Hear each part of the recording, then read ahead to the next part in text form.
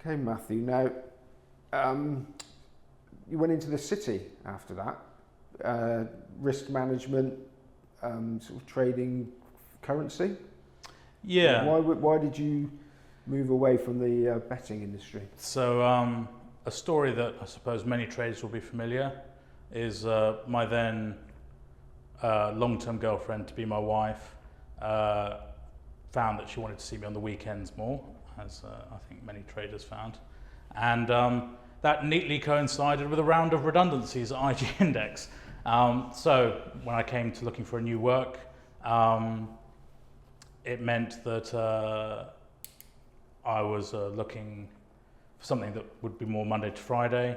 And having worked at IG, we were the floor above the financial spread betting trading sort of floor, which ended up being, they wanted to focus on that. They wound down the sports betting to nothing in the end. And I thought to myself, I remember at the time, first of all, I was just like, oh, can I have a job downstairs? And no, you can't. I'm like, okay, fair enough. But I had a friend who said, oh, there might be a firm that's looking to hire and that kind of stuff. And I said, I don't really know anything about it. And my former boss, who it was, said, don't worry, you'll be fine. And sure enough, yeah, it wasn't as hard as I was expecting. But basically, yeah, so worked in what they call the retail sector. So people who have, I don't know, anything from 2K to 100K, who want to trade their own stocks, foreign exchange, gold, oil, all that kind of stuff. And they generally wanted to do it on leverage, sort of on margin trading. So, you know, they wanted to be able to use 10, 50, back then, 100, even 200 to 1 leverage they had back then, before it sort of became more regulated. And yeah, so these were basically punters, people who wanted to speculate with their own. And the way you did it was either through, if you were UK, you invariably did it with a spread bet, which was tax-free. Or if you weren't UK based, a CFD, contract for difference, which was basically a spread bet but without the tax benefit, or spot FX, actual real foreign exchange trading, and it was all with these sort of incredible high leverage, and so you turned up, and I was kind of like, I thought it would be more professional. Sounds harsh, but I thought it would be more serious and sort of po-faced, and, you know, very strict risk controls and all the rest of it. And you found out that at the time that whole industry was transitioning to, so it would have what the model that developed was called A book, B book. So A book was people that you hedged directly in the market. So if they bought gold, you would go buy gold, you know, whatever it was. If they bought Vodafone, you'd go buy it. And B book, which is when you wouldn't hedge. And B book at one point started very small and grew, and then they also used to start every new customer as an A book, and they would hedge everything. And then when it was proven that maybe they were not very good at the financial trading, they'd move them to B book. And then we got all the way to the point where everyone opened in B book, because if we think of whatever number you want to think of as hypothetically the number of winning sports bettors percentage in a bookmaker, well, you can easily divide that by 100. And that's nearer the percentage of people who make money financial trading, especially with this high leverage scenario, because it made it very hard. It's like when you were betting on credit, it made it very hard to be disciplined and to risk manage yourself. So literally we were giving them the rope to hang themselves with, unfortunately. And yeah, we'd have lots of people who'd blow up an account, you know, they'd deposit 10 grand on Monday, and by Friday they'd wipe themselves out. And so you realize that essentially, for the most part, it had become bookmaking.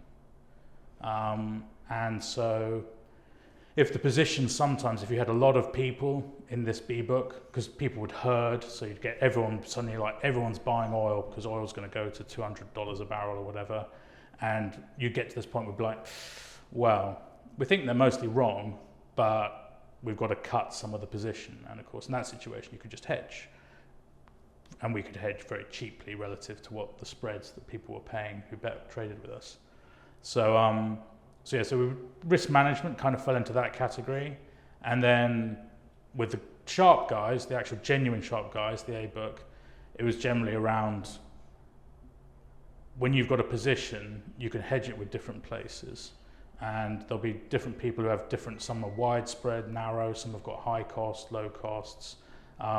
Some you've got a better overnight costs, all these different things. So the hedging became almost like doing a very quick decision at times about where was the best place to place the hedge. But that increasingly was automated. FX for me was the most interesting because there's no world exchange that FX is traded on. It's banks, so banks have a price, and they often get aggregated. So the lead software that we used at the time was a software called Currenex, and you'd have UBS, Goldman Sachs, Deutsche Bank, JP Morgan, all these banks would just stream via API their prices, and you'd be able to see them like an odds checker or whatever, and you'd just be able to hit the best one quite easily. Yeah, I want to butt in there because that in the layman's terms is arbing, isn't it? Pretty much. Well, the amount, the spread was incredibly narrow when you've got those many people involved. But if you think of when the book went 99%, that went instantly because there were people who'd built algorithmic machines to literally take that, and they'd go, the gap would appear again. So really, everyone was looking to take best price, and it's like having an exchange market that's trading at close to 100% permanently, except it trades at 100% in large amounts of money. But yeah, every time it would dip, then you'd get this instant correction because someone's robot somewhere would be hitting the banks. But the banks had to actually price something. There was someone who had to devise the method for pricing those exchange. And what happens is, the funny thing is, after a while, pricing just becomes jockeying for position amongst the order book. So it's like you can start out with a price, when you're going to bet a horse, but by the time Betfair's sort of upped and downed and all the rest of it, you're in the flow of the money, and so your price, and FX trades all the time. So, but that always interested me because sometimes they'd pull the prices, disappear. So like, oh, Goldman Sachs is not pricing dollar yen anymore. You'd be like, oh, someone's fucked up, someone's made an error, and or sometimes the spreads would go really wide, massively wide, and you'd be like, oh, what's going on? Who knows what here? Or the price would suddenly, they'd move their price well away from the main market, and you're thinking to yourself, well, 8 banks here worth trillions of dollars, one bank deciding to go 2% the other way. What does that mean? So it was interesting to watch the game. It's like having 8 incredible poker players around the table going heads up against each other in a way.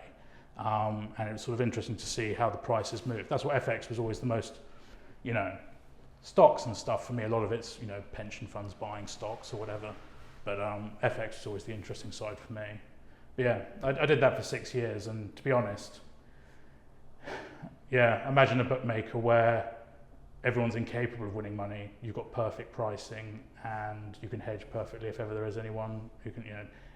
It's actually too easy a game in a weird way. So, so it was after that I ended up coming back to betting actually. Yeah, so we can talk about that because risk management features in your CV. Can you tell us, in layman's terms, what risk management actually is? Boil it down to the basics of it. Right, so particularly with bookmaking, you got your liabilities, which is what you have to pay out, and then for me there's the risk. So if Tony Bloom bets football with me in £1,000, the liability, if he's taking even money, may only be £1,000. But the risk is high relative to the size because he's a very smart guy. It's every chance that he's got the best of me there. By contrast, if I have someone who is a lunatic losing punter, they can be betting 20, 100k with me, and the liability is big, but in my mind, the risk is much less so because in my mind, I'm projecting forward his betting record. I'm thinking, well, even if he wins this bet, he's probably going to double up the next match, or he's going to come back. So for me, risk is about looking at basically not just the payout, because I think a lot of people think when they think of risk, they think of trimming the worst case scenario. To me, the worst case scenario very often is good for you. You know, if we think back to sort of, you know, just conventional, everyone's piled on the jolly in the horse race, you know, often the jolly, well, I don't know whether horse racing's changed now, but you know, if the jolly is invariably the worst case scenario, it's still good. You've still done good business. Funnily enough, I would say one of the better exponents of this, in my mind, is actually Ben Keith, because I would speak. I only really met Ben in person recently, but I would speak to other people, and they said, well, do you know what? You know, Ben is not a cavalier bookmaker. He's not just, you know, going crazy all over the place. But when he's got the best of it and he knows he's in a good spot, he lays a decent sized bet. And I was like, oh, you know, what's a decent sized bet? And I heard some of the numbers and I'm like, that is a decent sized bet. So Ben, I think acutely, like people would say like, oh, why is he not taking, you know, or any bookmaker, doesn't have to be a star, you know, it can be anyone, like why they're not taking, you know, I don't know, 10k limits on the, you know, the 9 a.m. horse racing prices. And it's like, well, because the risk of bad risk at that time is very, very high relative to the liabilities. Whereas, oh, but someone's willing to lay, you know, $500,000 1 minute before the offer on the favourite. Yeah, understand, for me, risk management is about understanding the difference between risk and liability. And our current bookmakers now cutting out the risk management altogether by just cutting out those punters that you would think are the horse racing equivalent to Tony Bloom. If you've had your pants taken down a few times, just get rid of him rather than have to worry about it. Is that how it works? I mean, essentially, if you can only take bets off people who, as far as you're concerned, are low risk, then you don't have to then worry about the liabilities really, because all liability is healthy liability, and it makes your life much easier. Then you don't have to do that scale weighing process in your mind anymore. Is there no value to the knowledge that a sharp punter brings, or is that outweighed by just not having the hassle of? Well, I think there is. I think that it's important not to trivialize how hard it is to monetize sharp money. You know, there are times that you can take a sharp bet and it doesn't benefit you. So it's a long game for starters. You know, and the idea is that you need to then know how to shape your book based off the information that you've taken. And you've also got to know where you're likely to take money from people who aren't the sharp bettors. And I think there's a lot of people out there probably just think like, well, this is all, you know, lay bet, shorten odds, move all odds out, done. And I would contest that it's more, you know, everything from when they've placed the bet, what's the motivation behind the bet. It's like sometimes you've got to move the bet and cut your losses. You know, if you suddenly find out that one horse is withdrawn, you know, or whatever, you know, like anti-post book, let's say, so, you know, you've not got rule 4, whatever, it's like, well, you've lost that money, square it off, now we've got to reshape the book, you know, off that. And other times, you'll be thinking, well, I can see his angle there, but, you know, if that's the angle, so for example, if he's taken a horse that goes really well on heavy, let's say, you may be thinking to yourself, oh, hang on, it says good to soft. I'll call the clerk of the course. Oh, yeah, we've had a bit of rain recently. Oh, well, really, have you? Like, oh, we've watered it and stuff. So, yeah, monetizing that isn't easy. But I think that there is huge reward when you solve that puzzle or get closer to solving that puzzle.